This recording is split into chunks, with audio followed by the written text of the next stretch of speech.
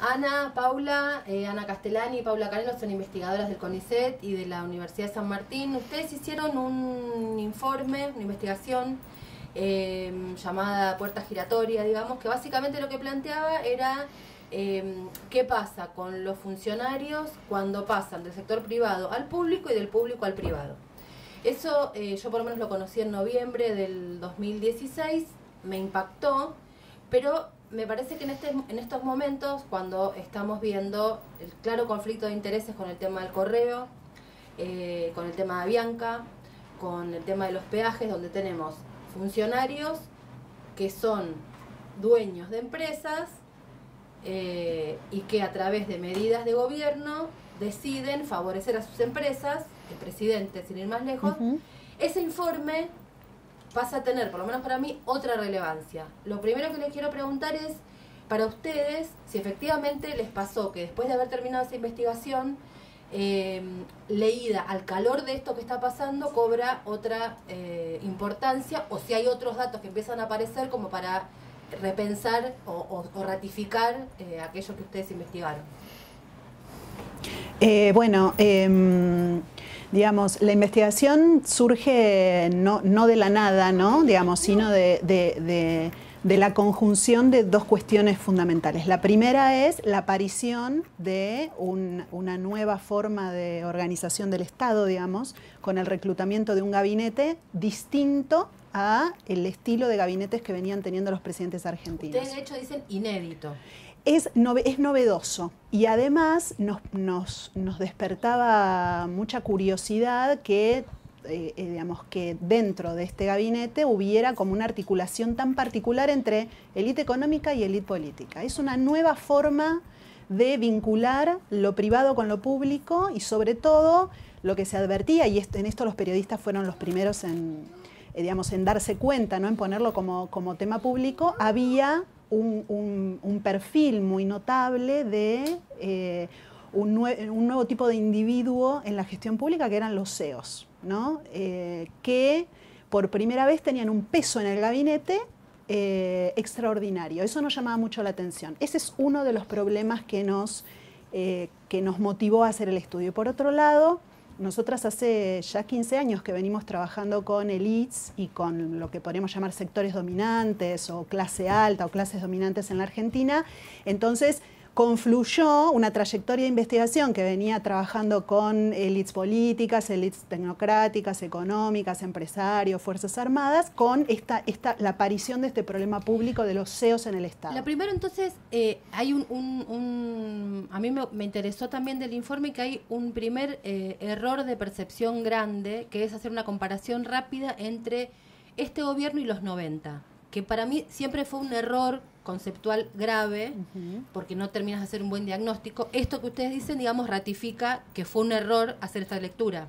Sí, para nosotros lo inédito del momento actual tiene que ver con la articulación totalmente novedosa entre élite económica y élite política. Más allá de que la orientación de algunas políticas públicas te digan que esto puede ser similar a la orientación que tuvo la política pública en los 90 o incluso en la gestión Martínez Dios, en algunos aspectos, especialmente la política económica, claramente la configuración de la relación entre esas élites es completamente distinta, digamos.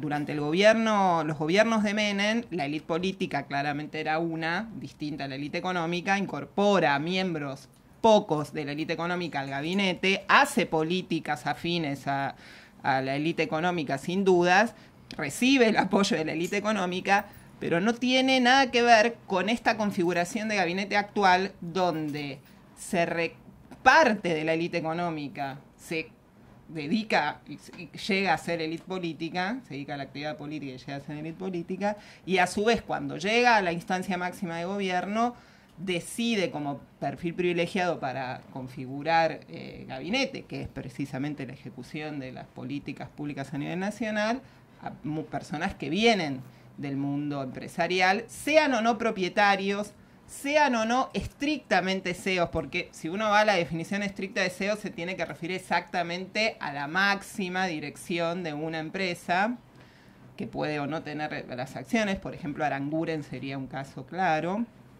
Pero nosotros siguiendo las definiciones que se toman en la OCDE y en los organismos internacionales para el fenómeno del análisis del fenómeno de la puerta giratoria, nos referimos con CEOs en general a todos aquellos que hayan ocupado un puesto de altísima gerencia, sea el máximo o alguno por debajo del mundo de la empresa, y tengan o no acciones, porque también tenemos propietarios, pero hay otros que no lo son y son tan claro, ricos pero acá hay un caso, por eso yo mencionaba estos, en el caso en el caso de el MAS, cuando ustedes sacaron el informe, pero cuando ustedes le dieron a conocer, el caso que nos paralizaba a todos era el caso de Aranguren.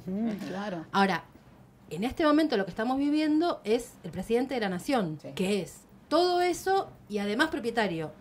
O sea, entonces tenemos la condonación el intento de condonación de deuda de su propia familia, o sea, de sí mismo, de sus hijos, para ser más precisos, peor aún.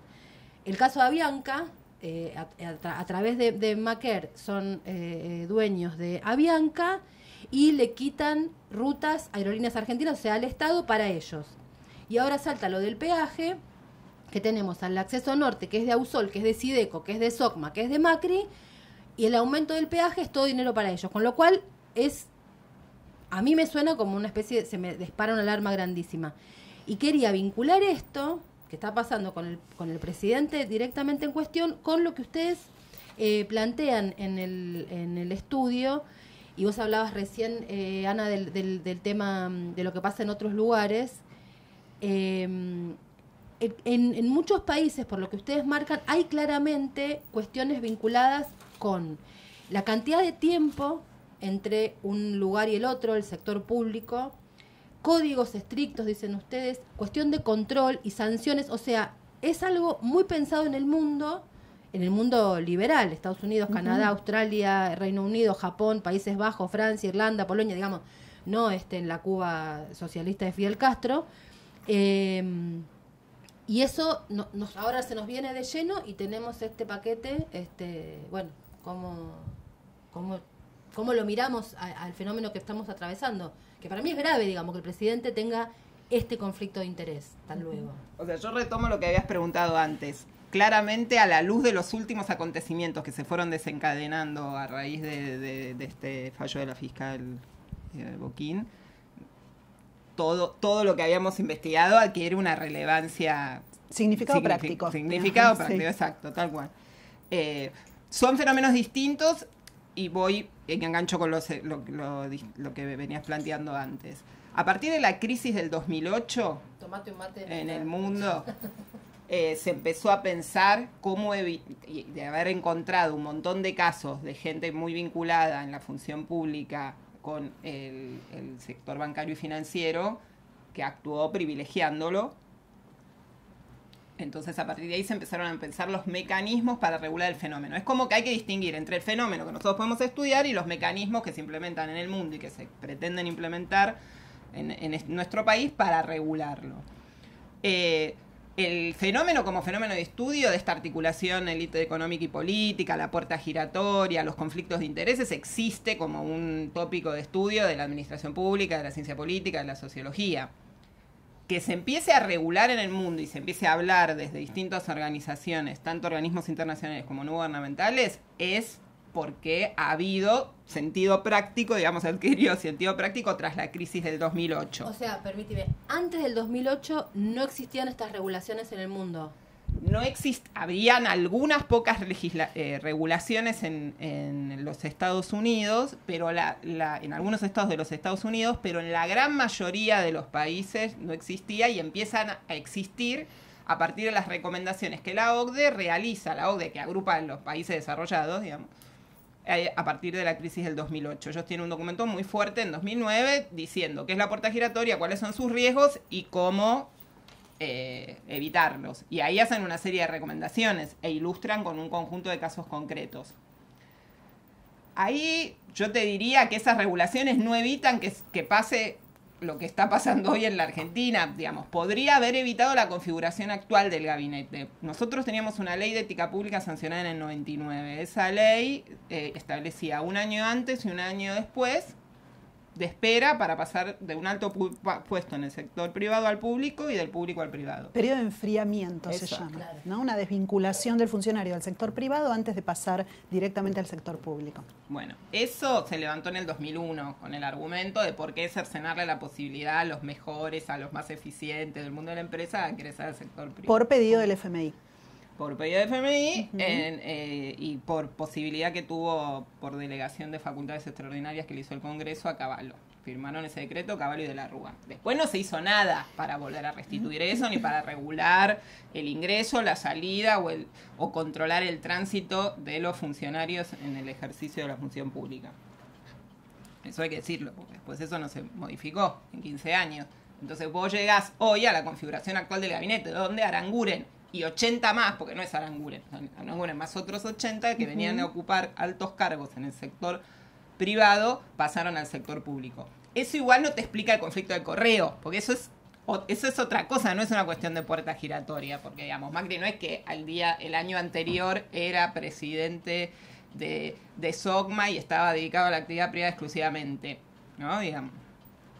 Por eso creo que son fenómenos distintos, que no se resuelve todo con la regulación de la puerta giratoria, con eso resolvías el Ministerio de Energía claramente, pero el problema es cuando parte de la élite económica llega a ser élite política y persiste en esa articulación de tomar el Estado y los recursos públicos en beneficio propio.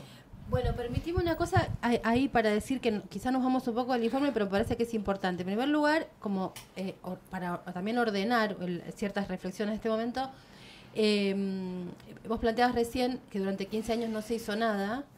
Me parece que va de la mano de cuando Cristina Fernández dijo, bueno, armen un partido político en las elecciones. Me parece ahí que, digamos, ese sector de la política jamás pensó que la élite económica iba a terminar jugando las reglas del juego de la democracia burguesa, es decir, que los CEOs iban a armar un partido político y a ganar las elecciones. Entonces me parece ahí que la verdad fue una cosa que se les recontraescapó al kirchnerismo como potencialidad del fenómeno, y bueno, es un error político a marcar grave, porque por otro lado, esto que vos decías no explica efectivamente el tema de que esto de la puerta giratoria no explica lo del correo, y de hecho lo relaciono con las cifras que ustedes ponen en el informe, que son porcentajes tipo 20%, 30% de cantidad de CEOs, por llamarlos rápidamente, en el gobierno. No parece tanto. Es muchísimo. Es muchísimo, sí. Claro, sí, pero por eso digo, cuando uno lo dice, bueno, es el 20% nomás, el 80% no. Pero me parece que vinculo el error del kirchnerismo de no haberla visto, esta de la que se podía venir, como para modificar esa ley. Digo, no la vio porque no me suena a intereses propios, porque de hecho no había ese tipo de perfil en el gobierno, por lo tanto no es que mantuvieron una ley para meter gente así, porque no.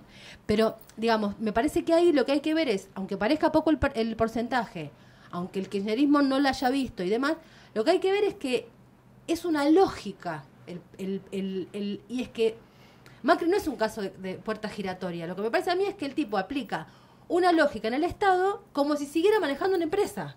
Entonces, la lógica es lo que yo digo, ahora estamos viendo, aunque la regulación no combata el problema, aunque el kirchnerismo no lo haya visto, aunque el tema de puerta giratoria no responda a lo que hace Macri con el correo, es una lógica de manejo del Estado como si fuera mi empresa. Yo creo, a ver, Mariana, me parece que se venía el PRO con esta alianza tan explícita y que iba a ganar las elecciones presidenciales, se nos escapó a todos, ¿no? O sea, me parece que estamos todos, por el momento, bastante sorprendidos acerca de esta fuerza política que es nueva, ¿no? Vos decías recién, no tenemos que pensarlos como en los 90 porque son diferentes. Ana decía, tampoco son los tipos que venían con Martínez de Oz. Me parece que es un fenómeno nuevo, los sociólogos, los politólogos, todos los analistas sociales estamos tratando de pensar aceleradamente qué es lo que está pasando con esta nueva configuración de un partido de derecha, digamos, que tiene una legitimidad social que por el momento, hasta que no tengamos un observatorio en las elecciones de octubre, no vamos a saber para dónde, ¿no? En qué reside esta legitimidad. Me parece que se nos escapó a todos, ¿no? Y además pensemos que el PRO no es que solamente ha reclutado CEOs, digamos, el PRO trajo con la Alianza Cambiemos una nueva fuerza política, es más que una alianza de intereses coyuntural con un grupo de altos directivos de empresas. El PRO viene, por ejemplo, en el plano de los derechos humanos, y en esto, digamos, tenemos que leer el paquete en su conjunto para poder entenderlo. En el plano de los derechos humanos viene con una ambición sorpresiva por revertir los consensos que se habían articulado en la sociedad argentina digamos, desde el gobierno de Alfonsín por lo menos, ¿no? Es un gobierno que viene a plantear políticas bastante refundacionales, ¿no? O sea, tiene un contenido, y en esto los sociólogos en general hablamos de una particularidad, los politólogos también, ¿no? De cómo se gobierna la Argentina. Si no venís a refundar, no podés gobernar. Recordemos lo que le pasó a De la Rúa, ¿no? O sea, me parece que no tenemos que entender al gobierno de Macri solamente como una alianza con determinado sector del poder económico. Tenemos que leerlo como un paquete más general que viene a proponer una reversión de, como lo quiera llamar, ciclo populista, ¿no? Populismo, modelo nacional y popular, lo que sea. Me parece que es más peligroso todavía, ¿no? Como viene a alterar el sentido común el gobierno de Macri. Me parece que se está proponiendo eso. Que estén más preocupados por la cuestión económica, que todavía no han logrado resolver, me parece que explica que estén con todos los cañones puestos ahí y que haya otras áreas que están relativamente descuidando. Parece que gobiernan solamente el plano económico. Creo que están realmente preocupados por cómo la economía, por cómo sus aliados capitalistas están reaccionando, ¿no? Pero creo que han dejado semillas, ¿no? Semillas puestas en otras áreas de gestión. Pienso en la de derechos humanos porque es la que más conozco, pero también en la cuestión educativa, ¿no? Donde han venido a revertir, digamos, el comportamiento que tiene el gobierno con respecto al paro docente que se ha anunciado para el inicio de clases que ya se viene. Esto ¿no? de